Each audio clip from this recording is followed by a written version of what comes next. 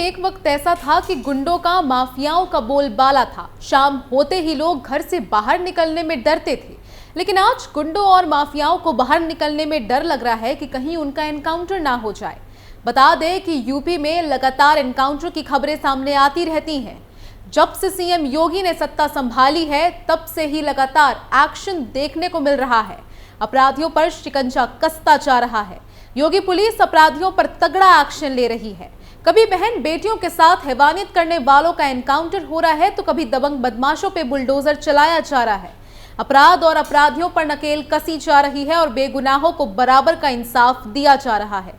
नमस्कार, आप देख रहे हैं कैपिटल टीवी की स्पेशल स्टोरी और मैं हूं आपके साथ राजप्रीत कौर। आज आपको बताएंगे कि कैसे संपत्ति विवाद में कोर्ट ने सुनाई मौत की सजा और कैसे लिया मामले पर तगड़ा एक्शन। साथ ही बताएंगे ऐसे ही कुछ और मामलों के बारे में। तो बिना देरी किए चलिए शुरुआत करते हैं। संपत्ति विवाद में हत्या, कोर्ट ने सुनाई मौत की सजा, यूपी पुलिस ने लिया एक्शन। यूपी के महाराजगंज में संपत्ति विवाद को लेकर हत्या के मामले में कोर्ट ने दोषी पाए गए शख्स को मौत की सजा सुनाई है। सरकारी वकील ने कहा कि अदालत ने 10 साल पुराने दोहरे हत्याकांड में दोषी को सजाए मौत दी है। जिले में पहली बार ऐसे किसी मामले में मौत की सजा दी गई है। साल 2014 में संपत्ति विवाद की वजह से ये हत्या की गई थी, जिसमें एक नाबालिग की हत्या भी शामिल थी। सरकारी वकील देवेंद्र कुमार पांडे ने बताया कि इस मामले में दोषी पाए गए पक्ष पर अदालत ने 2.25 लाख रुपए का जुर्माना भी लगाया है।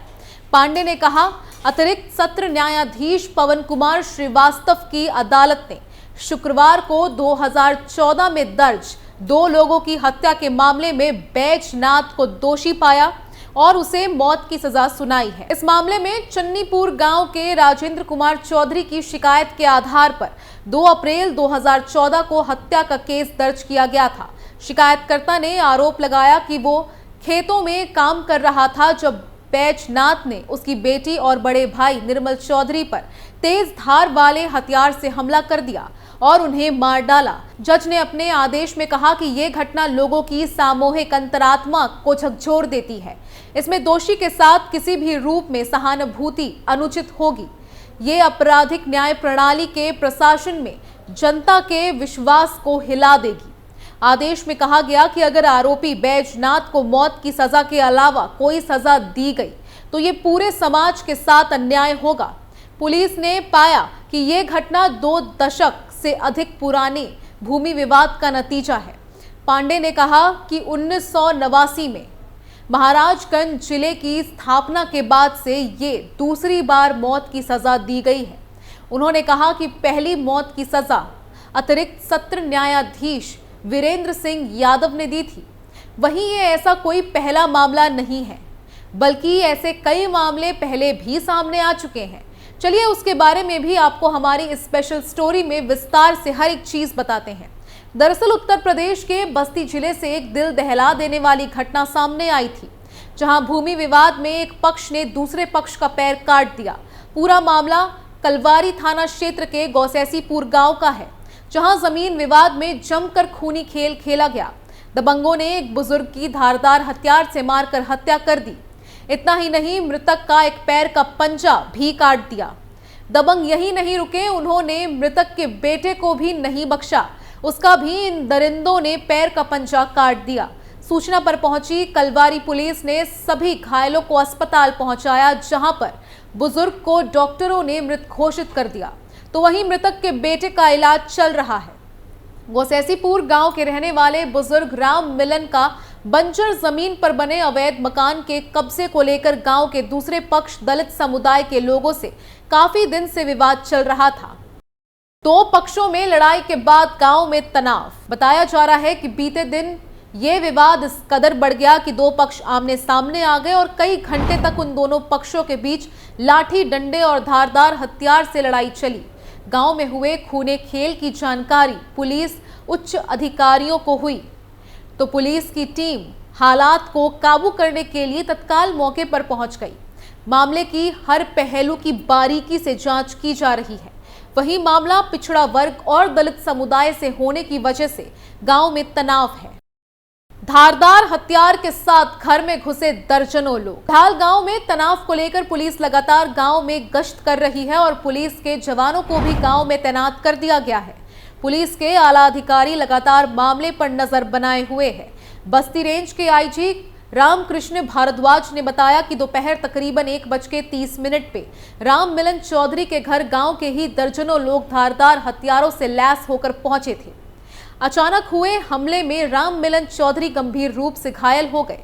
आईजी के मुताबिक पिता को हमलावरों से बचाने पहुंचे बेटे विशाल और बहन माला देवी पर भी लोगों ने हमला कर दिया। हमले के दौरान विशाल को जमकर पीटा और धारदार हथियार से बाएं पैर के पंजे को काट दिया। गांव वालों को जुटता देखकर हमलावर भाग गए, जिसमें पुलिस ने मामला दर्ज करके आगे की विधिक कार्रवाई शुरू कर दी है। वहीं आपको ऐसे ही एक और मामले के बारे में चलिए हमारी इस स्पेशल स्टोरी में विस्तार से हर एक चीज पॉइंट टू पॉइंट बताते हैं। दरअसल अभी कुछ समय पहले उत्तर प्रदेश में हुए ट्रिपल मर्डर से इलाके में सनसनी फैल गई थी, जहां जमीन की पैमाइश के दौरान हुए विवाद में गोलियां चली और एक परिवार के 3 लोगों की मौत हो गई। बताया जा रहा है कि इस घटना में मां, बेटा और देवर को गोली लगी। घटना की सूचना मिलते ही पुलिस मौके पर पहुंची, शवों को कब्जे में लेकर पोस्टमार्टम के लिए भेज मामले की जांच शुरू कर दी है। बता दें कि ये घटना मलिहाबाद कोतवाली के मोहम्मद नगर में हुई। फायरिंग में एक परिवार के 3 सदस्यों की मौत हुई। वहीं मृतकों में पति मुनीर, पत्नी फरहीन, बेटे हमजला खान हैं। हत्या का आरोप चचेरे भाई पर लगा है। बताया जा रहा है कि लेखपाल की मौजूदगी में ये बवाल हुआ। जमीन की पैमाइश के दौरान पुलिस को इसकी सूचना नहीं दी गई थी। बताया जा रहा है कि लल्लन खान ने राइफल से कई राउंड फायरिंग कर इस हत्याकांड को अंजाम दिया। बता दें कि घटनास्थल व इलाके में भारी तादाद में पुलिस बल तैनात कर दिया गया है। पुलिस ने घटना में इस्तेमाल लाइसेंसी हथियार 315 बोर की राइफल को बरामद कर लिया है। जिस थार गाड़ी से लोग आए थे उसे भी पुलिस ने जब्त कर लिया है। वहीं बीते दिन उत्तर प्रदेश का अमरोहा शहर डबल मर्डर केस से सिहर उठा था। यहां सराफा व्यापारी और उसकी बेटी का बेरहमी से कत्ल कर दिया गया था। आशंका तो इस बात की जताई जा रही थी कि लूट के बाद दोनों की हत्या हुई है, मगर जब इसका खुलासा हुआ तो लोगों के पैरों तले जमीन खिसक गई। इस कांड को किसी बाहरी ने नहीं बल्कि व्यापारी के बेटे, बहू और कॉन्ट्रैक्ट किलर ने मिलकर अंजाम दिया था। मामला अमरोहा कोतवाली क्षेत्र का है। योगेश चंद्र अग्रवाल अपने इकलौते बेटे, बहू और गोद ली हुई बेटी के साथ कटरा गुलाम अली इलाके में रहते थे। बाप बेटे में संपत्ति का विवाद चल रहा था।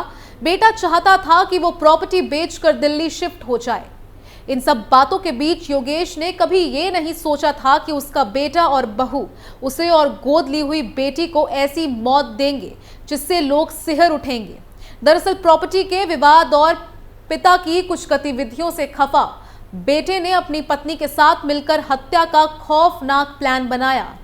ये प्लान हत्याकांड के करीब 1 महीने पहले बनाया गया था। इसके लिए उसने कॉन्ट्रैक्ट किलर को बुलाया। तीनों ने मिलकर व्यापारी की हत्या की। हालांकि उसकी गोद ली हुई बेटी ने सब होते हुए देख लिया और जोर जोर से शोर मचाने की कोशिश की। कोई चश्मदीद ना रहे और तीनों पकड़े ना जाएं, इसलिए उन्होंने उसकी भी हत्या कर दी। इसके बाद तीनों कातिलों ने दोनों के शरीर से निकले खून को पोछे से साफ किया और वॉशिंग मशीन में धोकर सबूत मिटाने की कोशिश की। साजिश अभी खत्म नहीं हुई थी। इसके बाद मौके पर रखे सामान को कुछ इस तरह बिखेरा जिससे लोगों और पुलिस को लगे कि बदमाशों ने लूट के बाद बाप बेटी की हत्या की है। खैर, योगी पुलिस चुन चुन के अपराधियों को उनके किए की सजा देती आ रही है। कोई भी अपराधी पुलिस और सीएम योगी की पैनी नजर से बच नहीं सकता। हर एक गुनहगार को योगी के हंटर की मार पड़नी ही है। स्पेशल स्टोरी में आज के लिए बस इतना ही। बाकी तमाम खबरों के लिए देखते रहिए कैपिटल टीवी उत्तर प्रदेश और अपनी राय कमेंट में हमें बताना ना भूलें। नमस्कार।